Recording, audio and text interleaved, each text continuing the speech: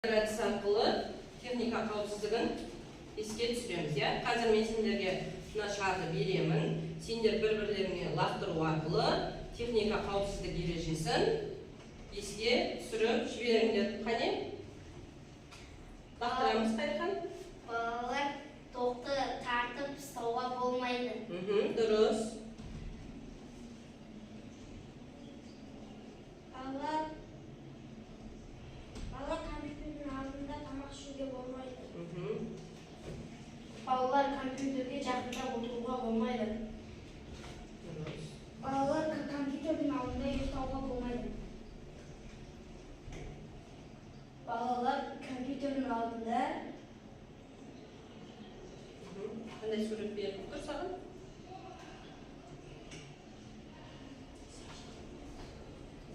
Қолмен көрсетуге болмайды. Қолмен түртуге болмайды, монитордың бетін. Балалар компьютердің астына жақын отыруға болмайды. Дұрыс, Балалар компьютердің алдында ұйықтауға болмайды. Балалар компьютердің алдында 50-60 сантиметр алыстау керек. 50-60 сантиметр ара қашықтықта болу керек, арасында. Енді техника қауіпсіздік ережесін еске түсірдік. Енді мына жерде менде парақтар тұр. Осы парақтардың бір-біреуінен алып, топқа бөліп алайық, мозаика әдісі арқылы.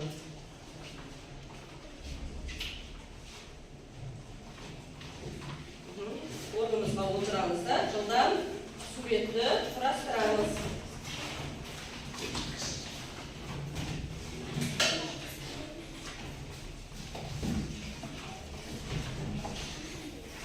Сіздерде қандай сурет шықты? Бізде бірінші топта пай суретінің эмблемасы шықты. Сіздерге бірінші топ астылық тобы. Екінші топта қандай сурет шықты сіздерде? Векторлық редактордың, яғни фотография. Сіздерге вектор тобы деп бірінші топ қоямыз.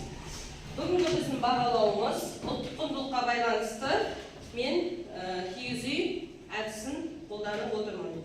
Барлықтарыңа бір-бірден таратып берейін. Әрқайсымыз өз-өзімізді бағалаймыз.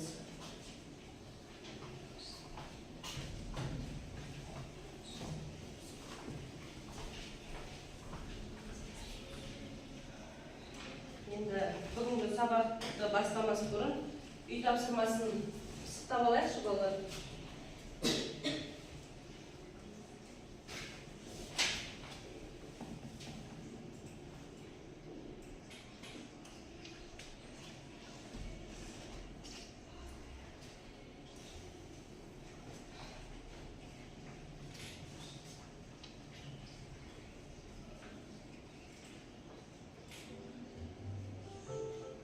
Бізде үй тапсырмасына векторлық суреттерді құру берілген болатын.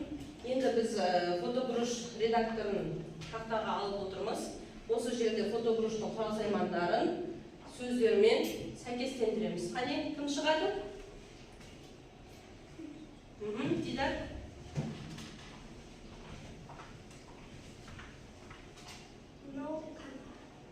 Қалқаның стрелкасын апарып белгілейміз. Дұрыс. Келесі. Кезек-кезекпен. Бұл не? Қылқалам. Белгілейміз апарып. Мынаны апарамыз. Келесі.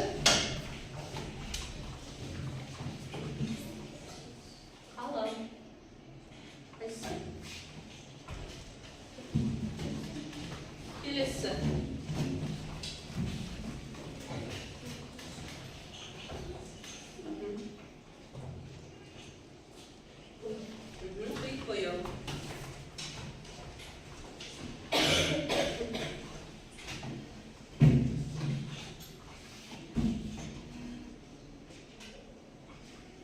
Ол негі? Штамп. Штамп. Келесі.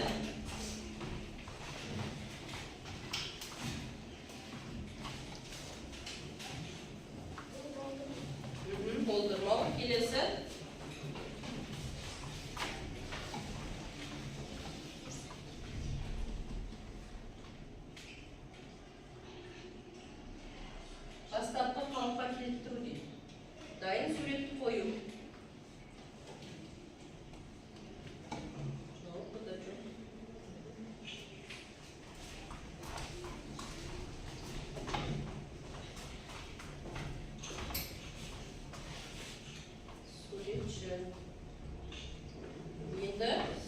жауаптарын көрейік.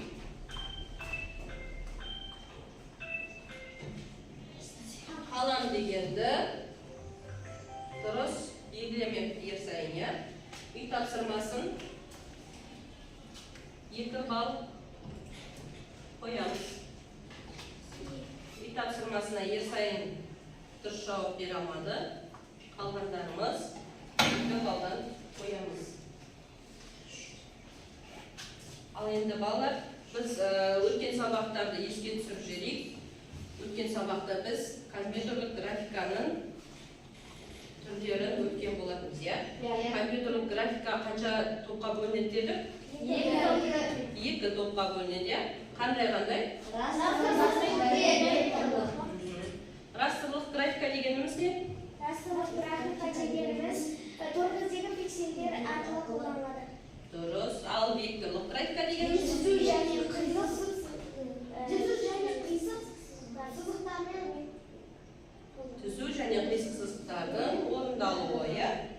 Дұрыс. Біз компьютерлік графиканың 2 топқа бөлінетінін, векторлық және растрлық болып 2 топқа бөлінетінін білдік. Және 2 графиканы мақсаттары бір болғанымен, әртүрлі болғанымен мақсаттары қолданғанда олар бірін-бірі толықтырып тұрады, я? Алайда біз олардың айырмашылықтарын, ұқсастықтарын, кемшіліктерін салыстырамыз, я? Бүгінгі біздің сабағымыздың тақырыбы растрлық және векторлық суреттерді салыстыру. Сабағымыздың мақсаты растрлық және векторлық графиканың артықшылықтары мен кемшіліктерін біледі. Растрлық және векторлық графиканың ұқсастықтары мен айырмашылықтарын топтастырамыз. Біздің бүгінгі сабақтан бір бейне жазбамызды көріп алайық, сабақты толық түсіну үшін.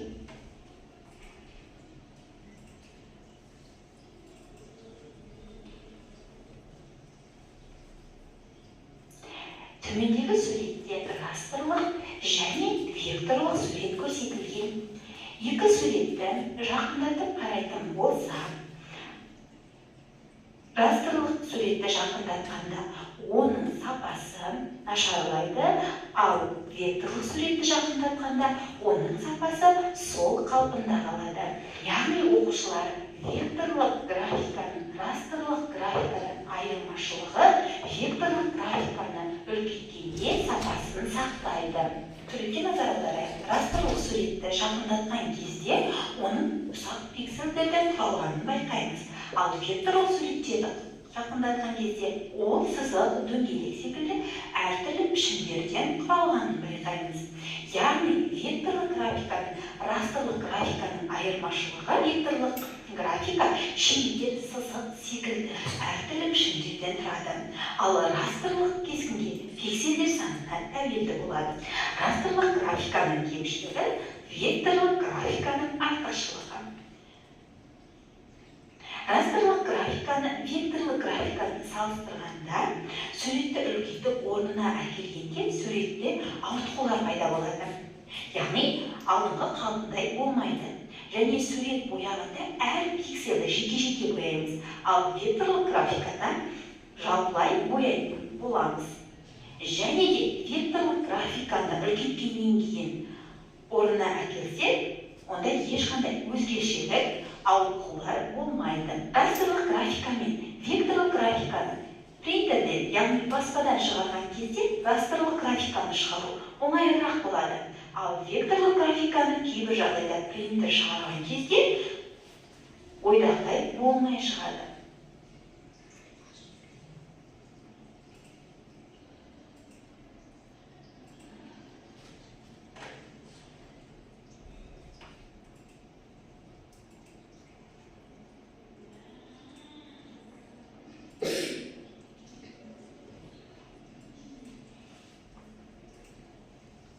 Яғни біздің растрлық пен векторлық графикамыздың айырмашылығы ол біздің растрлық графикамыз пиксельдерден құралса, ал векторлық графикамыз ол біздің түзу сызықтармен, қисық сызықтармен құралады екен, я? Енді бізге топтық жұмыс жұмысы берілген. Топтық жұмысты тәсіл әдісі арқылы біз сөздермен, сұрақтар мен жауаптарды құрастырамыз.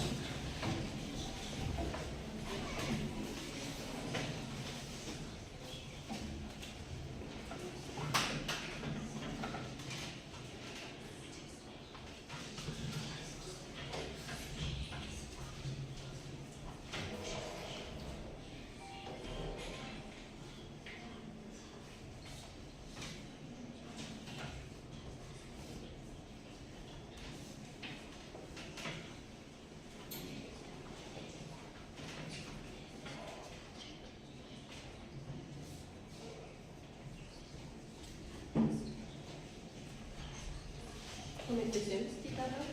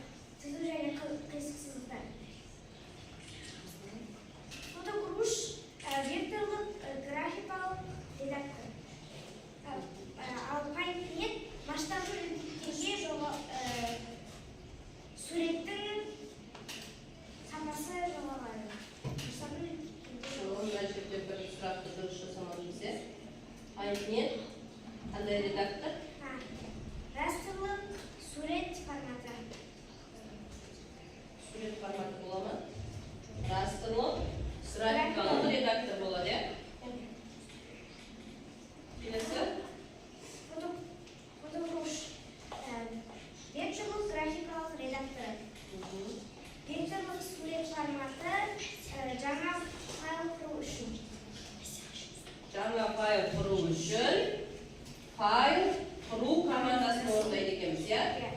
Ал растрлық суреттердің форматтары қалай аталады? Растрлық суреттердің форматтары BMP, GIF,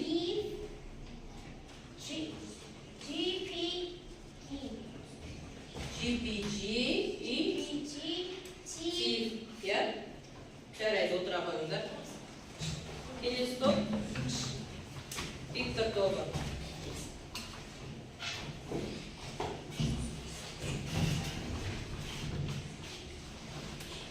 компьютерлік графика екіге бөлінеді. Растрлық және векторлық.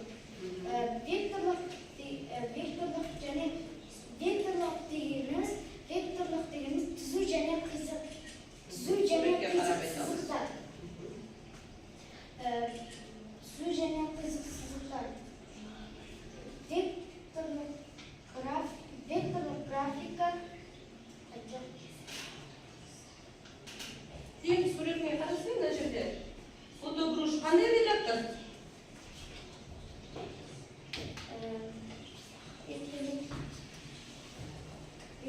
Фотогруш.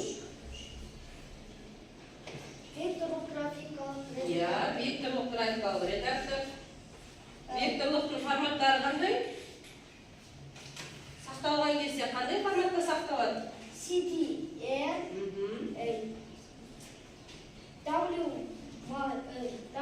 BMF, EMR, EPS.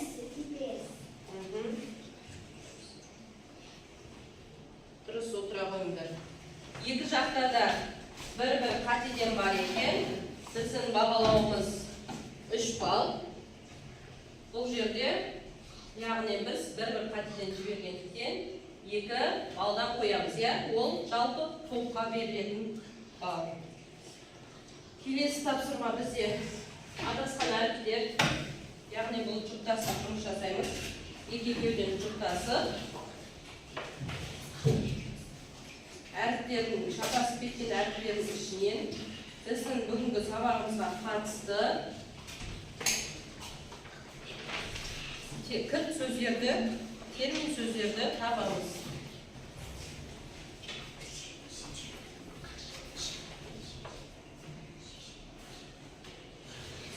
Екі минут уақыт беріледі.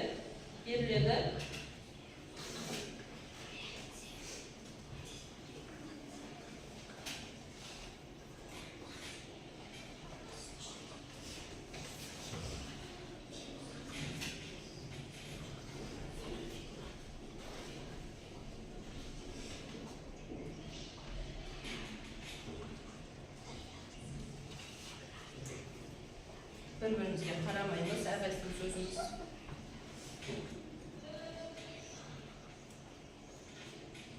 Ручкамен істесең.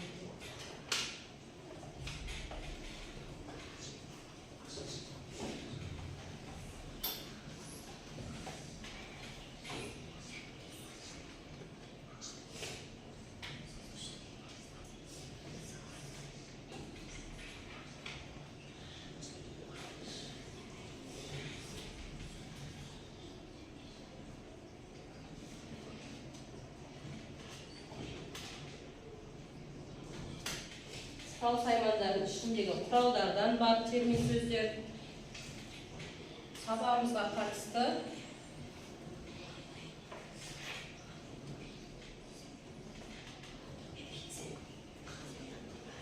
Пайп пен фотогруш редакторына қатысты сөздер де бар бұның ішінде.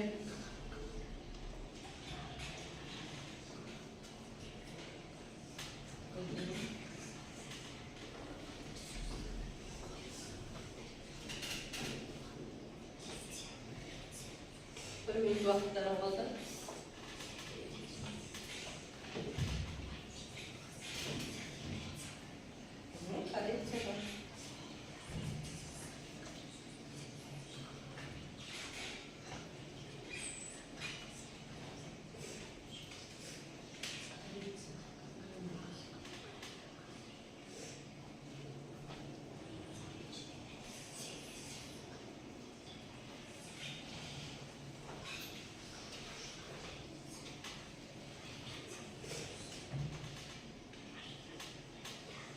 болдыңыз ба?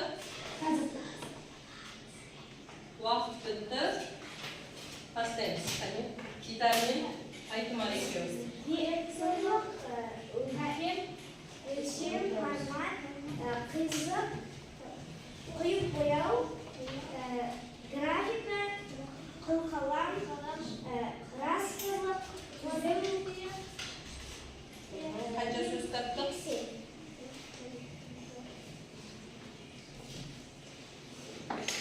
Он екі сөз, е?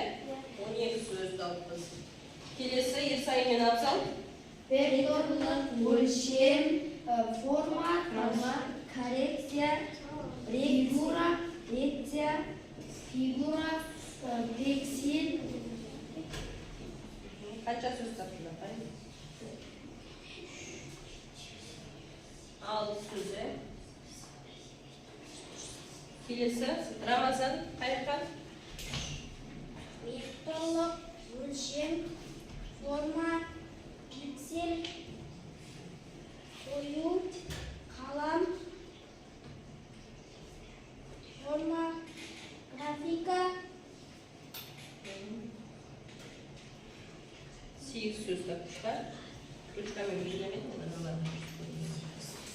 Келесі векторлық, өлшем, рекция, пиксель, рекция деген сөз жоқ. Коррекция. Мыналарың саналмайды. қалам, графика, форма, Қанша сөз таптық? 7 сөз бар. Сабағымызға қатысты күн сөздерді таба алдық, иә? Бағалауымыз 3 балл болатын. Ең көп тапқан Дидарлар 3 балдан қоямыз. Қалғандарымыз 2 балдан қоямыз. Келесі тапсырма бізде балалар жеке жұмыс, яғни практикалық тапсырма. Ол компьютермен жұмыс болады. Мен қазір сендерге тапсырма таратып беремін. Соған байланысты жылдам Paint пен фотобұрышта жұмыс жасаймыз. Мен тапсырма берген жоқпын ғой.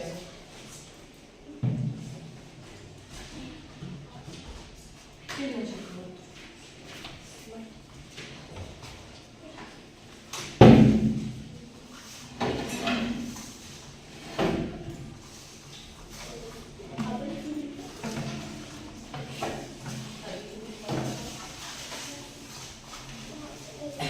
Bir topqa fotoburuş redaktori, bir topqa Paint redaktori berilgan.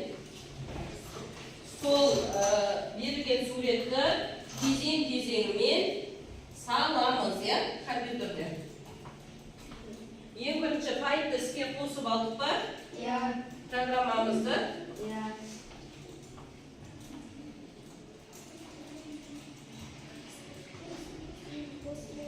Жаңа парақты ашамыз. Жаңа парақты қалай ашып ше? Ең алдымен жаңа парақты ашамыз ғой. Енді сол жерге суретімізді саламыз.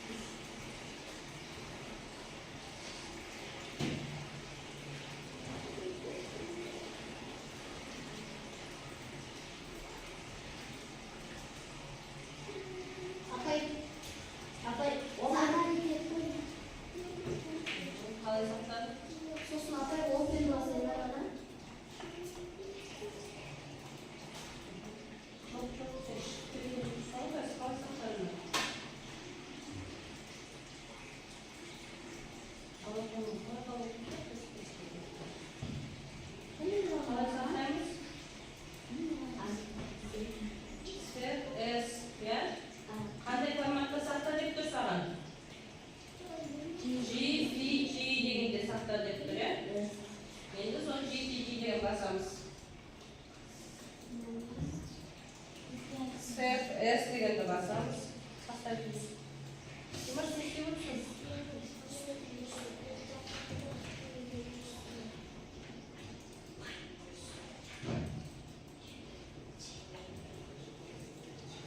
Сақтадың ба?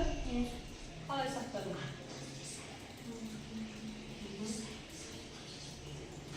Атың жазылмай? Атың толық жазылмапты. Сейф басады. Я істеп тұрмыз.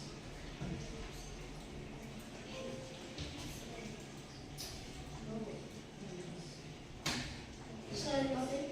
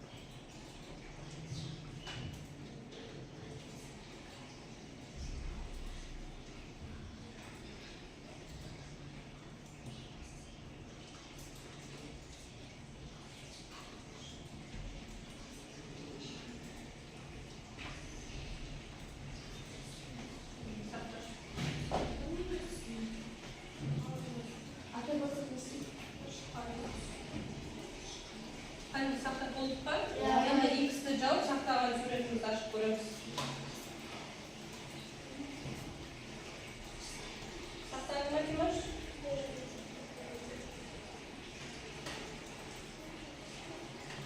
Қай жерге сақтадық?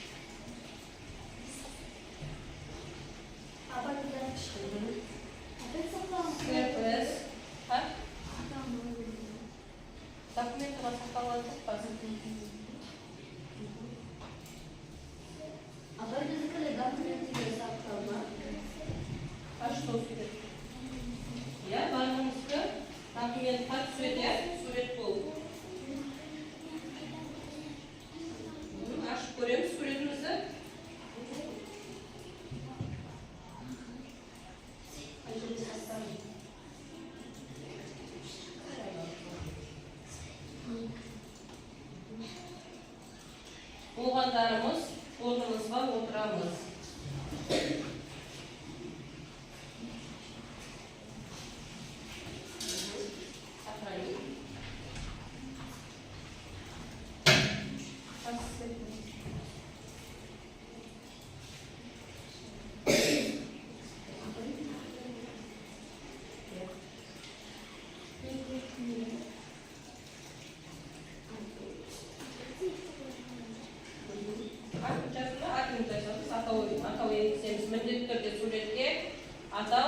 келеміз.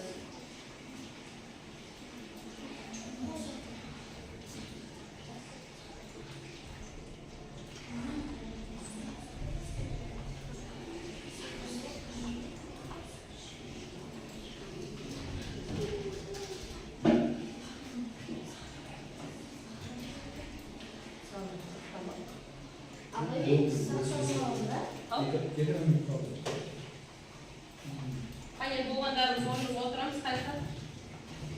Ерсайын отырып. Сақта, кім айтма, сақта. Сақтайын.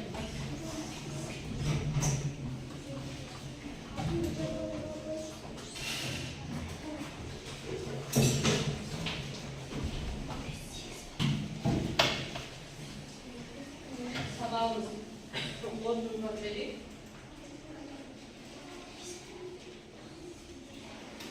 Бүгінгі сабақта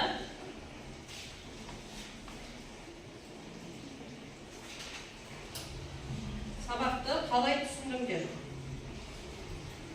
Кері байланыс береміз. Қай жері қиын болды, қай жері қажет, қай жері сабақтың құнды болғанын жазамыз кері байланыста.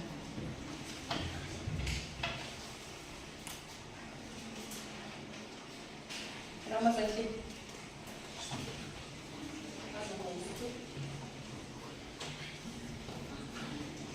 Жеке жұмысты бағалап жіберейін. Жеке жұмысты 2 балмен бағалаған дискрипторды 2 бал қойған болатынбыз. Бұл жерде Рамазанның компьютерде программа дұрыс орналаспағандықтан программасы дұрыс ашылмай қалды. Ернұрға 2 бал. Жақсы жұмыс жасады. Димашқа 1 бал. Кішкене сақтау жағынан қиын түскен сияқты. Айтұмар, Дидар барлығымыз 2 балдан қоямыз. Сақалауымыз жоқтан болып кеткен сияқты. Кері байланысқа жылдан жаз берейік, қайықтан 2 бал қоямыз.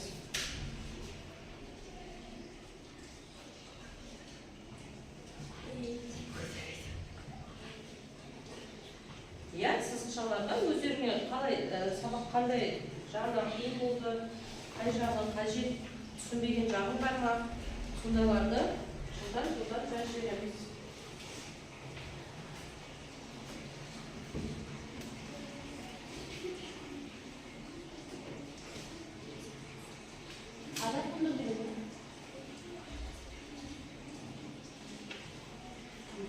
Қандай мәліметтер жақсы жағынан, қандай мәліметтер алдың? Нені үйрендің? Сабақты қорытындылап жіберейік, балалар. Вектор мен растрдың айырмашылығы қандай екен? Қандай айырмашылықтары бар екен? Қандай ұқсастықтары бар екен? Растрлықтағы суреттер немесе арқырада пиксельдер, тұрғызып пиксельдер болып шығады. Ал векторлықтар оны үлкейткенде ол сол қалпында қалады. Растрлықта суретіміздің көлемін үлкейткен кезде оның сапасы жоғалады екен, ал векторлықта қанша масштабқа үлкейтсең де оның сапасы жоғалмайды екен. Екеуінің ұқсастығы қандай? Екеуінен де не істейміз? Сурет саламыз, екеуінде де. Болдық па? Кері байланыс жазып? Үйге тапсырма. Зерттеу тапсырмасы 59-ші бетте бізге векторлық графикаға зерттеу тапсырмасы берілген, соны үй тапсырмасына аламыз. Бүгінгі сабақта Дидар 9 балға бағалапты өзін. Айтұмар 8 бал. Абзал 8 бал. 7 балл ма?